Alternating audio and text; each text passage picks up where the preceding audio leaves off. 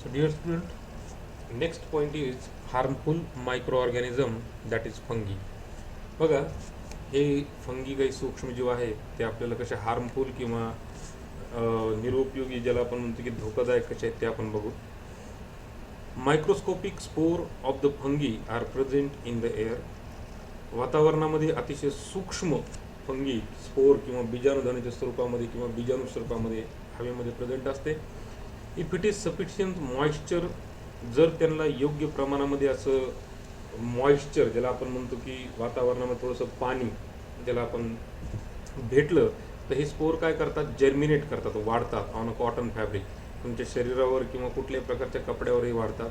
Ghani bags म्हणजे जे जुन्या बॅग्स असतात चमड्याच्या, लेदर, वुडन आयटम्स एक्सेट्रा, जे कुठे लाकडावर बसले. कधी तुम्ही पाहिलं असेल की पावसाळ्यामध्ये तुमची जी चप्पल जर खूप दिवस एका जागी राहील त्याला एक पांढरटचा असा एक लेअर येतो, तर ते काय असतं, एक प्रकारचं फंगस असतं. द फंगस हायपी म्हणजे फायबर्स जे फंगसचं असतं, penetrate deep into the material, ते मस्त घुसतं त्याच्यामध्ये, त्याच्यापासून न्यूट्रिशन मिळवतं, ऑप्टेन न्यूट्रिशन अँड रिप्रोड्यूस, स्वतःला ते काय करतं, वाढवतं. This causes material to wear and become weak. आणि जर अशा प्रकारचं मटेरियल तुम्ही घातलं तर ते एक तर ते विकही बनतं, ते तुमच्या ह्याच्यावर इन्फेक्शन पण केलं जातं. As a result gunny bags, leather items like shoes, purse, belts etcetera on which fungi have grown and do not last long. आणि मग ती खूप दिवस तशीच त्याच्यावरती राहू शकते जर तुम्ही खूप दिवस आलं नाही तर. Wooden item gate spoiled also, आणि मग हे लाकडाचे आयटम जे असतात हे खराब व्हायला काय होतात, ह्या फंगीपासून चालू होतात. बघा इथं तुम्हाला बरणी दिसते लोणच्याची, याच्यावर तुम्हाला हे पांढरटचा पदार्थ तुम्हाला दिसतोय, हे सगळं फंगी वाढ आहे. Sometimes you notice that the black powder of white disk floating, म्हणजे काळपट दिसायचं नाही, ब्लॅक प्लेट असल्यासारखं, आणि व्हाईट डिस्क, हे पहा व्हाईट ह्या अशा प्लेट्स. आणि पिकल और मुरब्बा म्हणजे jar open after a long time. खूप दिवस जर तुम्ही लोणचं तसंच ठेवलं असेल, मुरब्बा तसं ठेवलं असेल, तर तुम्हाला पांढऱ्या किंवा काळ्या रंगाचा असा एक तव तुम्हाला त्याच्यावर आल्यासारखं होतं. What exactly it is and what is such a food item good or it. आणि मग अशा प्रकारचे आयटम खाणं योग्य आहे का, निश्चितच नाही आहे. Various species of a fungi grow on a food item like a pickle, मुरब्बा, जॅम, सॉस, चटणी एक्सेट्रा. खूप दिवस जर तुम्ही सॉस, जॅम, चटणी, लोणचं आणि मुरब्बा तसं जर बंद ठेवलं तर फंगीच्या विविध स्पीसीजपैकी ह्या काय होतं, त्याच्यावर वाढायला चालू होतात. They use the nutrition in this foods item for a growth of a reproduction. यांच्यामधले न्यूट्रिशन ॲटम ते वापरतात आणि स्वतःची काय करतात, ती ग्रोथ करतात आणि रिप्रोडक्शन करतात. During this activity fungi release the mycotoxin, certain poisonous chemical. आणि हे तयार करत असताना मायकोटॉक्सिन नावाचा जे विषारी पदार्थ असतो तो त्यातून बाहेर पडतो. आणि अशा प्रकारचे प्रोडक्ट खाणं हे अतिशय घातक असतं, कारण की हे पदार्थ खूप विषारी असतात. म्हणून अशा प्रकारचे जे फंगी ग्रोन जे आयटम असतात ते फेकून दिलेले कधी पण चांगले, त्याच्यामुळे त्याला कधीही खायचं नाही. बघा दुसरा आहे क्लस्ट्रिडियम, हा अतिशय घातक आहे. Sometime the cases of a food poisoning occur during the community feast. How does food become a poisonous in suddenly.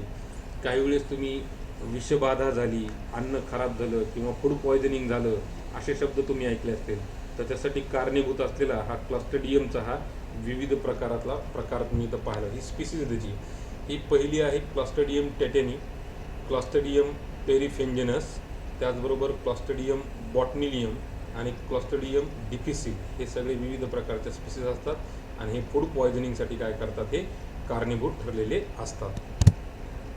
बघा क्लॉस्ट्रिडियम काय करतो, the bacteria spoil cook for, म्हणजे तो काय करतो की शिजवलेलं अन्न हे खराब करण्याचं काम करतो.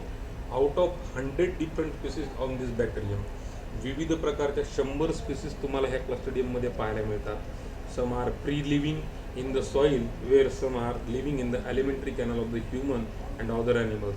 ह्या तुम्हाला काही जमिनीमध्ये पण पाहायला मिळतात, तर त्याचबरोबर आपल्या एलिमेंटरी कॅनल जी गळ्यापासून असते निघालेली एलिमेंटरी कॅनल, याच्यामध्ये पण त्या काय असतात, त्या जमा झालेल्या असतात. These bacteria are rod shaped and produce the bottle shaped endosperm in adverse condition. बघा इथं तुम्हाला दिसेल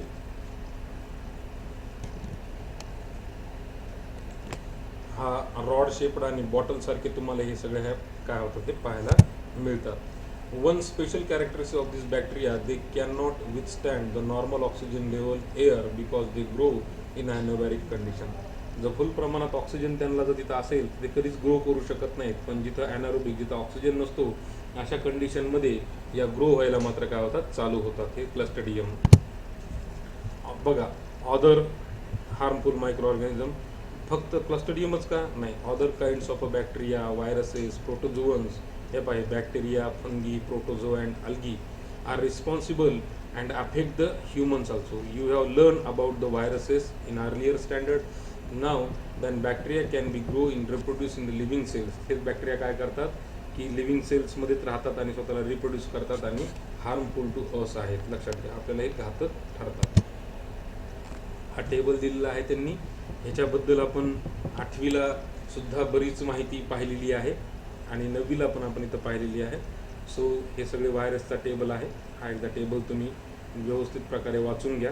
ही माहिती आपण यापूर्वी पण अभ्यासलेली आहे. याच्यामध्ये तुम्हाला HIV व्हायरस, हा करोना व्हायरस आहे जो सध्या लेटेस्ट आहे. हेपॅटायटिस B होण्यासाठी हा व्हायरस आहे. इबोला व्हायरस आहे.